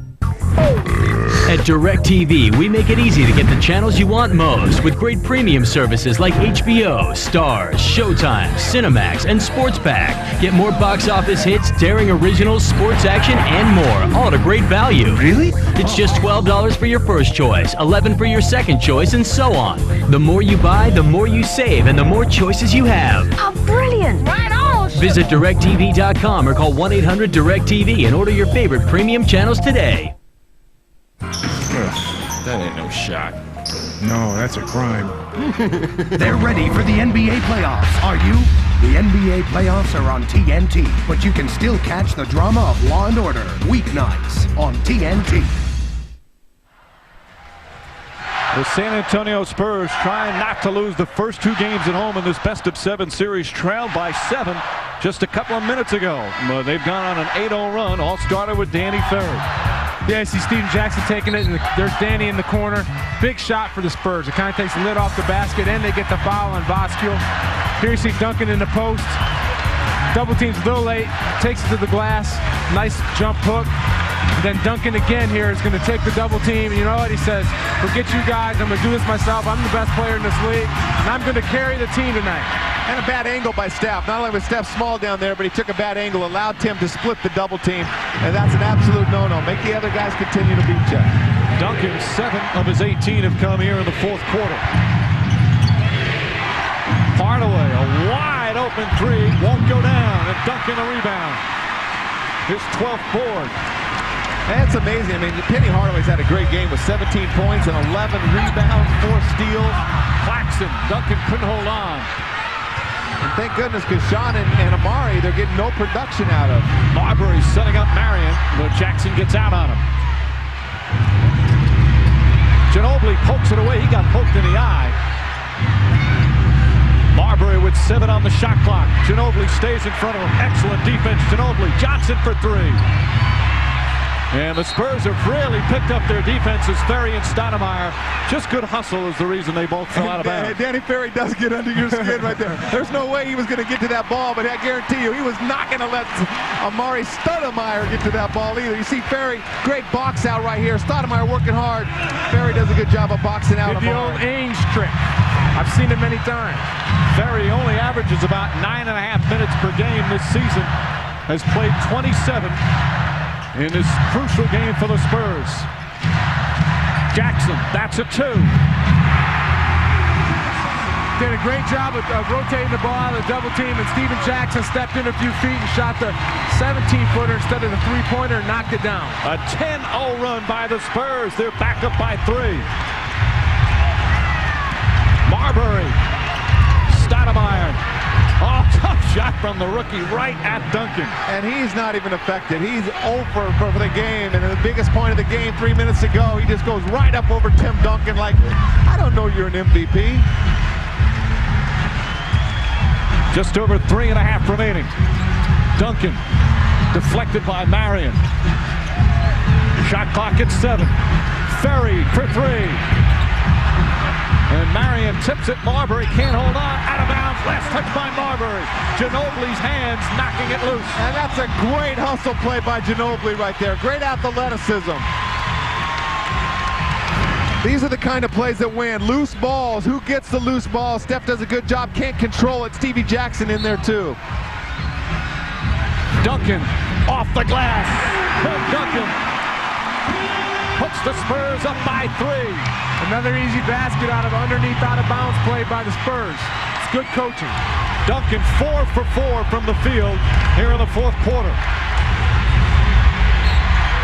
Hardaway and a foul call on Danny Ferry. It's only the first team foul against the Spurs, so Phoenix will inbound. Got to give Danny Ferry a lot of credit. Played a lot of minutes. He's battling. He's out playing Amari Stoudemire. He's playing Penny Hardaway. Now they got to match up with Joe Johnson. They're trying to take advantage of the Danny Ferry matchup. He's got to be exhausted, and his jump shot looks exhausted right now. It's a 12-2 run. Set shot. 5 on the 24. And a foul called. Danny Ferry very upset with 5 left on the shot clock. Well, Hardaway pushed off there, but Danny got him on the first one, and that's what the ref called was the first foul. And a smart play by Danny to not, to try to deny Penny the ball, because he knows if Penny catches it, he's had his way with Danny off the dribble. 5 fouls on Ferry, only the second team foul against San Antonio. The pick and roll, Stoudemire. 2 big buckets for the 20-year-old rookie. It's not Stoudemire, it's Stoudemire. 1-point game with just under 3 to play. It's not a must-win situation for San Antonio, but it's pretty critical. Ball knocked away by Marion. That's where his long arms, his athleticism, he got down there and made the steal when it looked like Duncan was open. Well, there's wide open players all around. Stoudemire again, offensive foul. Ferry draws the charge.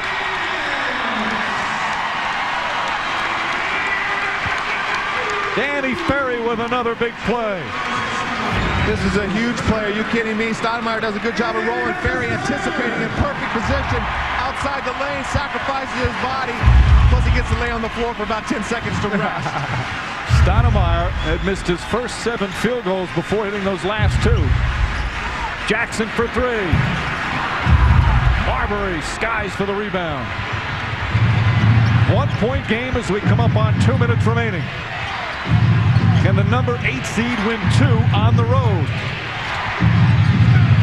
Speedy Claxton's doing a great job forcing Marbury out where he hasn't made one from the outside. And Ferry saves it to Claxton. Danny Ferry with a season-high 10 rebounds. You better call a timeout for Danny Ferry so he has a chance of making a shot when it comes to him. Because I guarantee you there's no oxygen to the brain right now.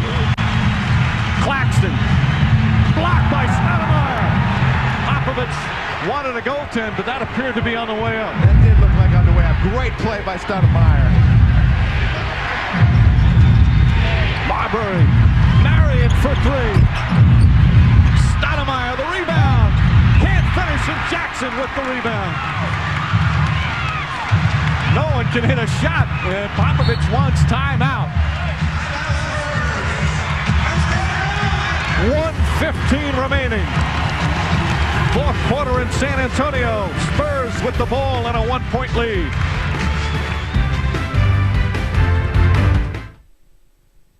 Give me your backpack.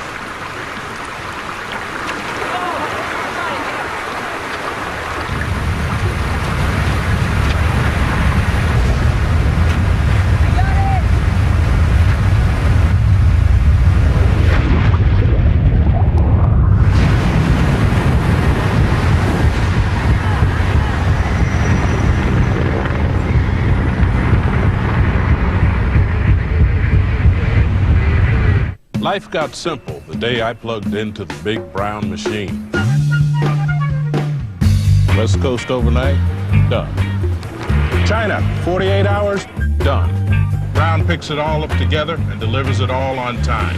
And with their global tracking system, I get the proof. It isn't that I'm not a trusting person. Yes, it is. International Overnight Ground. Synchronized. UPS. What can Brown do for you? Remember, still to come tonight on TNT, Game 2 of the Sacramento-Utah series. John Stockton and Karl Malone looking for the equalizer against the Kings, who have never won the first 2 games of a first-round series. They'll try to tonight. Let us get back to San Antonio. Ernie, thank you.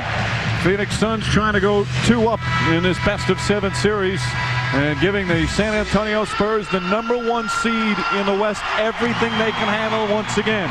Spurs Spurs led early, up by as many as 10. Had a 10-point lead in the third quarter. Suns, though, stormed back, and they led by as many as 7 here in the fourth quarter. But Tim Duncan has scored 9 of his 20 in the fourth. And now San Antonio with the ball, a 1-point lead. Each team with a foul to give, and each team with a couple of timeouts remaining. Well, this is where the free throw shooting comes in, execution. I like the Suns at this point right now because Steph is on a roll.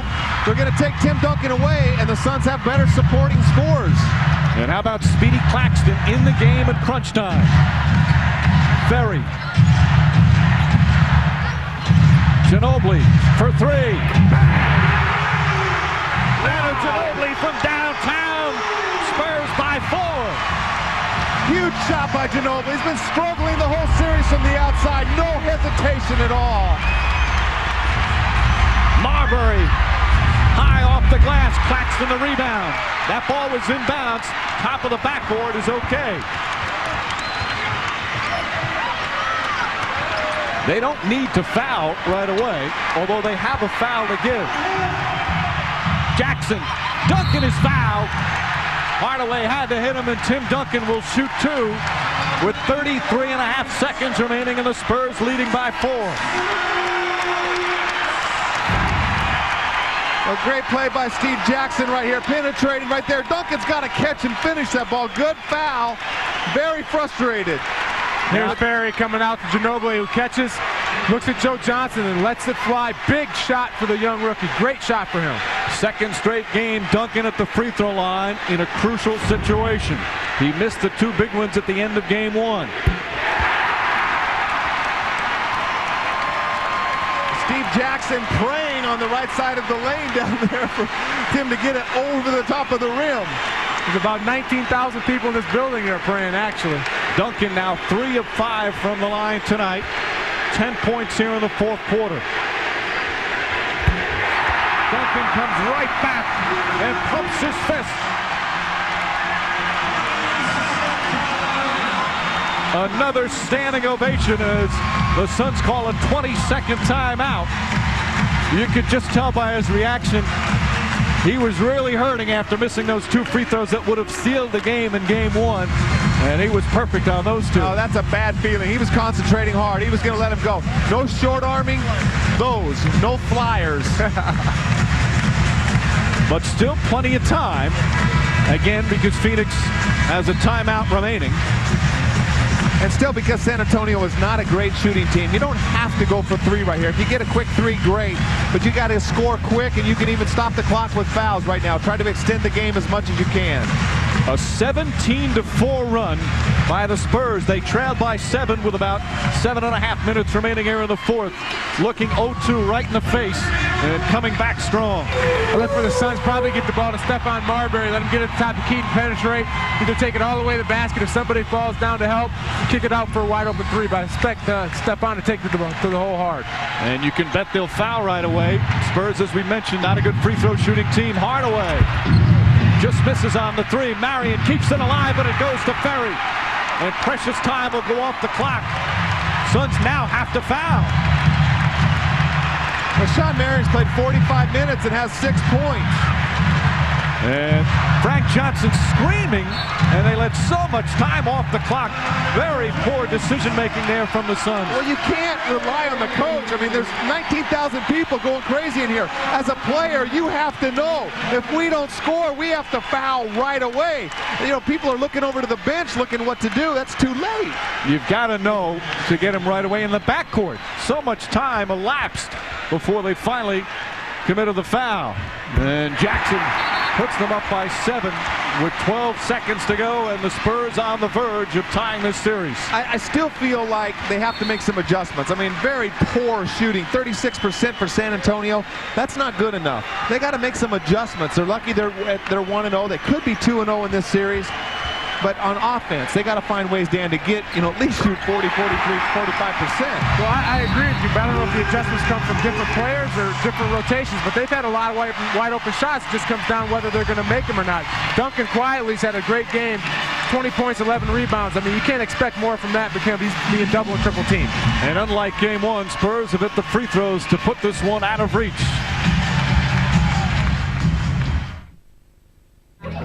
It's only two ugly people in the world, and your mama's both of them.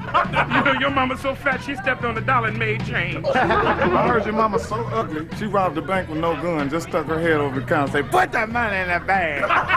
Stick 'em up. Stick 'em up. Timing was a little off. Oh, timing was a little off. Timing was way off. You're not funny. Tell it over a great tasting, less filling Miller Lite. It's Miller time. From early mornings to late nights, from the store around the corner to business around the country, your whole family can count on the best wireless network in the nation, Verizon Wireless. Get the America's Choice National Family Share Plan and share unlimited night and weekend minutes on up to 4 separate lines. Hurry and buy one Motorola phone for $29.99 and get a second free. Plus, now get unlimited text messaging for only $2.99 monthly access. So no one's ever out of the loop. Verizon Wireless. We never stop working for you. Can you hear me now? Good. The San Antonio Spurs on a 19-4 run and now lead by 8. And it looks like this series is going to be all tied. They missed free throws in game 1, but 5 for 5 from the line here in game 2 in the fourth quarter. That's huge, and they've won it with their defense again. You know, Popovich told us before the game, if we can keep this game in the 70s and 80s, that's our style of game. If the Suns go out and score more, it's tough. Their defense has been phenomenal throughout the series, but offensively, you know, maybe the rest of the league is starting to see. Take Tim Duncan out and rotate out, it's going to be tough. And at the same time, maybe the San Antonio Spurs support players will get better as they go through this a few more times. Well, I think Danny Ferry did a fantastic job of starting today. Didn't shoot the ball very well, but gave a lot of little things that helped.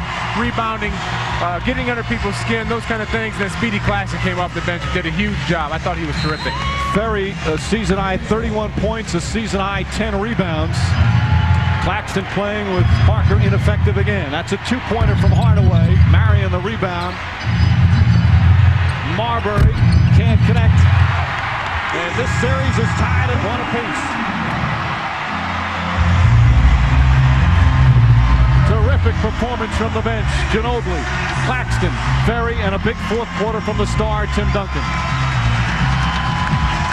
I tell you what, though, this is a nasty 8 seed to face. There is a lot of basketball left to be played in this series. Let's go to Reggie Theus. Tim, you started the game off a little bit slow receiving the ball, but in the fourth quarter, you had 11 points and really turned up the notch on offense. Yeah, I had to try to down 6 or 8 points. I just thought I'd try to get in there, get the ball low, get some quick shots up where their double team could get there. Well, what a team win. Ferry, Jackson, and Claxton both came out. All three of them came out and played great basketball for you guys. You know what? These guys have been stepping up all year. People go down for us, and we find ways to kind of fill spots. And again, we did the same thing tonight. Well, you come out with a split in the first round here. What are you thinking about for game 3? Well, honestly, I think we're better on the road, so we're going to go out there and try to get these 2 and try to turn it back into our home court advantage. All right, good win, man. See you down the road. All right, Mike. Reggie, thank you. Spurs down 7 with about 7.5 minutes to go, going a 19-4 run. And Danny Ainge, I think what you said, the defense is like the Spurs defense we've seen, and they certainly turned it around. So once again, our final score in game 2, the Spurs 84 and the Suns 76. This best-of-7 series tied at 1 apiece. Stay tuned to TNT for more post-game reaction throughout the night and later on Inside the NBA. For Dan Marley, Danny Ainge, Reggie Theos, and our